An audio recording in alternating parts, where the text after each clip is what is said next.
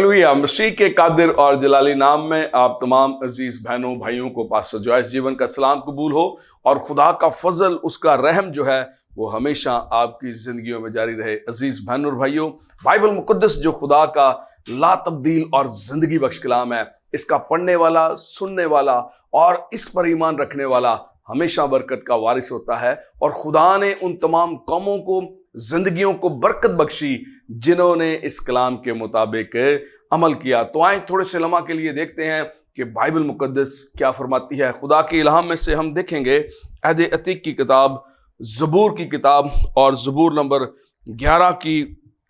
11 को मैं खोलूंगा और ज़बूर नंबर 11 और उसकी चौथी आयत मुकद्दसा को मैं आप सबों के लिए तलावत करूंगा।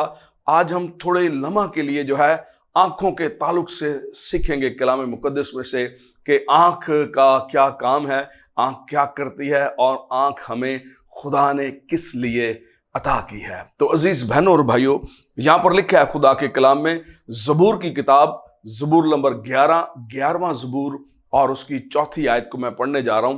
कलाम मुकद्दस में इस तरह से मरकूम है, खुदावंद अपनी मुकद्दस हैकल में है, खुदावंद का तख्त आसमान पर है, उसकी आंखें बनी आदम को देखती हैं और उसकी पलकें उनको जांचती हैं। कलाम मुकद्दस का पढ़ा और सुना जाना हम सबों के लिए बाइस से बरकत हो और खुदा इस कलाम के वसीला से आप सबको कसरत की बरकत दे। अजीज बहनों और भाइयों, जैसे कि मैंने कलाम मुकद्दस में से पढ़ा है कि खुदावंद जो है वो अपनी मुकद्दस हैकल में है और उसका तख्त जो है वो ऊपर आसमान पर है और उसकी आंखें जो हैं वो बनीनो आदम पर लगी हुई हैं। अजीज बहनों और भाइयों, कलाम हमें ये बता रहा है कि हम कभी भी खुदा की आंख से ओझल नहीं हो सकते, हम खुदा की आंख से छुप नहीं सकते, हम खुदा की आंख से कभी भी रूपोश नहीं हो सकते।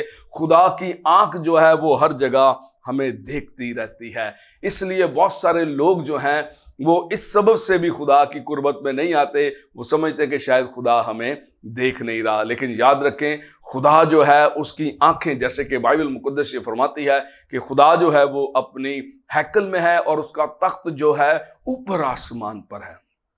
खुदा खुदाओं में बुलंदो बाला है और उसकी मानिद कोई भी नहीं है। वो बुलंदो बाला खुदा है, इसलिए उसका तख्त जो है वो आसमान पर है और बाइबल ये फरमाती है कि जमीन उसके पांव की चौकी है। और कलाम ये कह रहा है कि खुदावंद अपनी मुकद्दस हैकल में है, उसका तख्त आसमान पर है, उसकी आंखें, खुदा की आंखें जो है, याद रखें, वो मुझ पर और आप पर लगी हुई हैं। तो आज भी बहुत सारे ऐसे हैं जो उसके पास आते हैं, उसकी कुर्बत में आते हैं, उसकी हजूरी में आते हैं, उसकी वर्शिप करते हैं, उसकी सताइश करते हैं, उसकी मदद सराई करते हैं। और बथेरे ऐसे हैं जो उससे दूर रहते हैं और वो ये समझते हैं कि शायद खुदा तक हम नहीं पहुंच सकते या खुदा हम तक नहीं पहुंच सकता, खुदा हमें नहीं देख रहा। लेकिन अजीज बहनों और भाइयों, ये याद रखें कि खुदा हर लम्हा, हर घड़ी मुझे और आपको देखता रहता है। खुदा मुझसे और आपसे मोहब्बत करता है, खुदा मुझसे और आपसे प्यार करता है। उसकी आंखें हमें देख रही हैं, जांचती हैं। खुदा हमें परखता है, जांचता है कि हम किस तरह से उसकी इबादत और किस तरह से उसकी परस्तिश करते हैं। तो याद रखें, आप कभी भी खुदा की निगाह से छुप नहीं सकते। चाहे आप दीवारों के पीछे चले जाएं, किसी भी चीज के पीछे चले जाएं, आप खुदा की कुदरत से, खुदा की आंख से नहीं छुप सकते। बाइबल मुकद्दस जो पैदाइश की पहली किताब है, वहां पर हम पढ़ते हैं कि खुदा ने जब अदन में बाग अदन में खुदा ने जब आदम और हवा को बनाया और खुदा ठंडे वक्त उनसे मुलाकात करने के लिए आता और उनसे रफाकत रखता, उनके साथ फेलोशिप करता। लेकिन एक वक्त ऐसा आया कि खुदा ने आदम से कहा, आदम, ये सारे हयात के दरख्त हैं, इनमें से जिंदगी निकलती है, लेकिन ये जो बीच में लगा है ये नेको बद की पहचान का दरख्त है और जिस रोज तू इसमें से खाएगा तू मर जाएगा। अजीज बहनों और भाइयों, और मुख्तसर ये कि कलाम मुकद्दस ये फरमाता है कि ऐसा ही हुआ। खुदा ने उससे मना किया था कि ये फल तूने नहीं खाना, और बाइबल मुकद्दस ये बताती है कि वही फल उसने खाया और खा लिया। और खाने के बाद उन्होंने क्या किया, अपने आप को खुदा से छुपाने की कोशिश की। और बाइबल ये बताती है, अगर हम पैदाइश की किताब को पढ़ें तो वहां पर ये लिखा है कि खुदा ठंडे वक्त आदम से मिलने के लिए आया और वो उसे पुकार रहा है, आदम आदम तू कहां है। और आदम ये समझ रहा था कि मैं अब खुदा की आंख से ओझल हो गया हूं। हम आंख के ऊपर बात कर रहे हैं। और आदम ये समझ रहा था कि शायद खुदा मुझे देख नहीं सकेगा। बाइबल फरमा रही है कि आदम ने अपने आप को दरख्तों के पीछे छुपाने की कोशिश की है और वो ये समझ रहा है कि मैं खुदा की आंख से ओझल हो जाऊंगा, मुझे खुदा देख नहीं सकेगा। आज भी बथेरे ऐसे हैं जो बहुत कुछ इस तरह के गलत काम करते हैं, इस तरह की गलत हरकतें करते हैं और अपने आप को खुदा से दूर छुपने की कोशिश करते हैं। लेकिन याद रखें, कभी भी कोई शख्स खुदा की आंख से छुप नहीं सकता। खुदा उसे पुकार रहा है और कह रहा है कि आदम आदम तू कहां है, तू कहां है। यह भी एक बड़ा भेद है। इसका मतलब यह था कि ये नहीं है कि मुझे दिखाई नहीं दे रहा, देख तू कहां है। याद रखें, खुदा जो है उसके लिए ये दीवारें, ये दरख्त, कोई भी चीज जो है उसके लिए कुछ भी अहमियत नहीं रखती। खुदा इन दीवारों के भी आर पार देख सकता है। खुदा ने उससे कहा यह था कि तू कहां है। इसका मतलब यह था कि तू जहां पर मेरे दिल में, मेरे जहन पे था, मैं अब तू वहां पर नहीं है। तू कहां है, अपने आप को देख, तू मेरे म्यार से घिर गया है। जब हम किसी गलती में पड़ जाते हैं, किसी की मर्जी के खिलाफ चले जाते हैं, तो फिर हम उनकी नजरों से गिर जाते हैं। खुदा आदम को यह कह रहा था कि तू कहां है, जहां पर तू मेरे दिल में था, मेरे ज़हन में था, मेरी जिंदगी में था, अब तू वहां नहीं है। तू कहां है, अपना म्यार तूने खो दिया, तूने वही काम किया जिसे मैंने तुझे करने से मना किया था। तो याद रखें अजीज बहनों और भाइयों, मैं और आप कभी भी खुदा की नजर से छुप नहीं सकते। इस दुनिया में एक परिंदा है जिसको फैल्कन कहा जाता है, उकाब। उसकी आंख बताई जाती है कि सब परिंदों से ज्यादा तेज आंख है। वो बुलंदियों के ऊपर से जो है मछली के अंदर, पानी में अपने शिकार को, मछली को देख लेता है पानी के अंदर। तो याद रखें, उस आंख को भी आपके और मेरे खुदा ने खल्क किया है, बनाया है। वो आंख जो इतनी तेज है, उसका बनाने वाला भी मेरा और आपका मुनज्जी खुदावंद है। उसकी अपनी आंख कितनी तेज होगी। तो इसलिए हमेशा खुदा की आंखों के सामने रहें, उसकी बारगाहों में रहें, उसकी कुदरत में रहें, ना कि उससे छुपने की कोशिश करें। एक वक्त वैसा भी आने वाला है कि जब तख्ते अदालत लगेगी और मुझे और आपको उसका आमना सामना करना है। इसलिए हमेशा खुदा की कुर्बत में रहें, खुदा की बारगाहों में रहें और उसके जलाल में बढ़ते चले जाएं। बाइबल मुकद्दस ये फरमाती है, अगर हम सैमुएल की किताब को पढ़ें, दूसरे सैमुएल को, इसके 11वें बाब को, तो वहां पर दाऊद एक ऐसा शख्स है जिसे खुदा ने जमीन से, गुर्बत से, भेड़ बकरियां चराने वाला शख्स है जिसे खुदा ने पुकारा और उसे बादशाह बना दिया, हाकम बना दिया, लीडर बना दिया, ताकतवर बना दिया, सब कुछ उसके इख्तियार में कर दिया। और बाइबल मुकद्दस ये फरमाती है,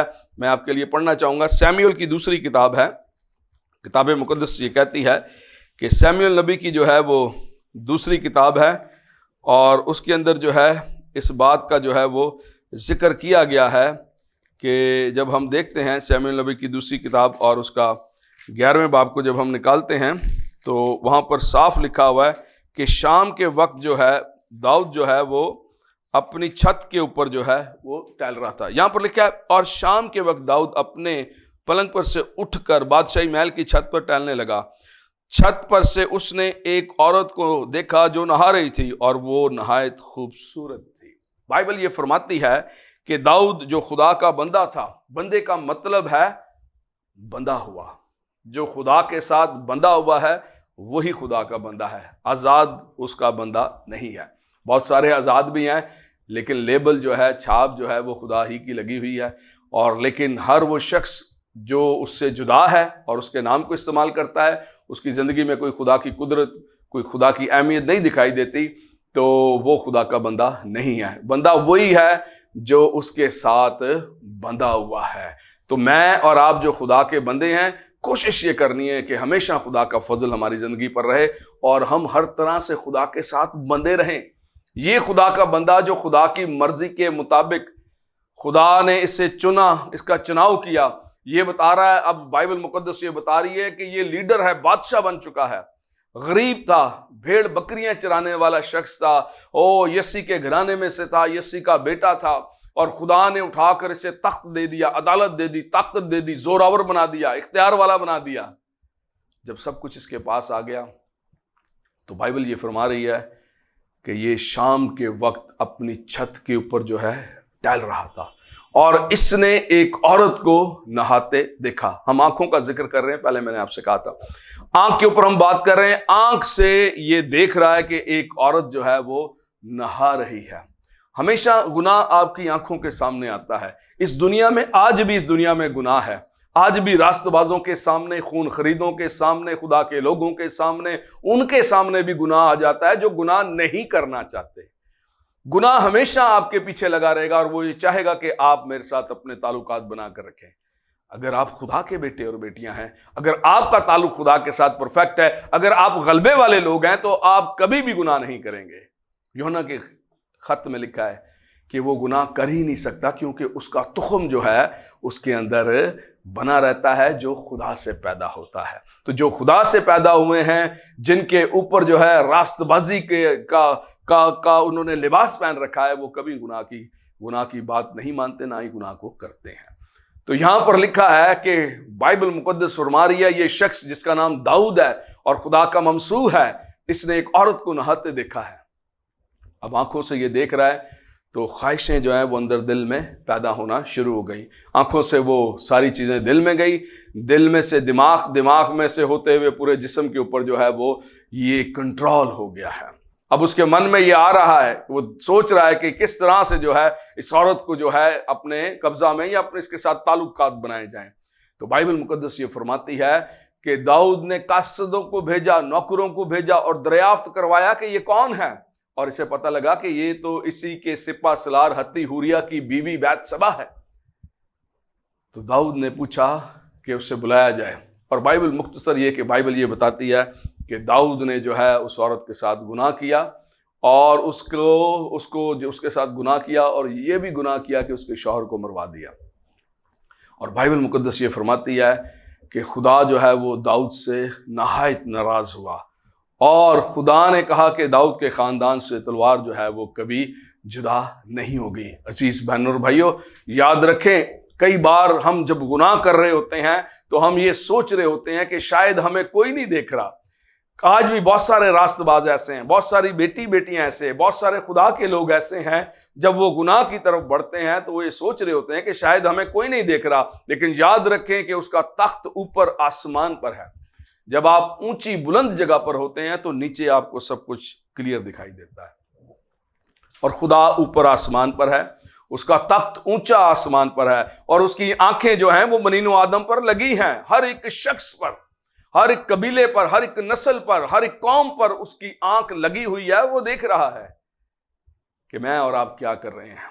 दाऊद ये समझ रहा था कि शायद खुदा मुझे नहीं देख रहा। कई बार जब हम इख्तियार वाले हो जाते हैं, जब हम ताकतवर हो जाते हैं, जब हमारे पास सब कुछ हो जाता है, फिर हम ये समझते हैं कि हमें कोई नहीं देख रहा और हम खौफे खुदाबंदी से भी बाहर निकल जाते हैं। लेकिन याद रखें कि खुदा का खौफ जो है वो हिकमत और दनाई का शुरू है।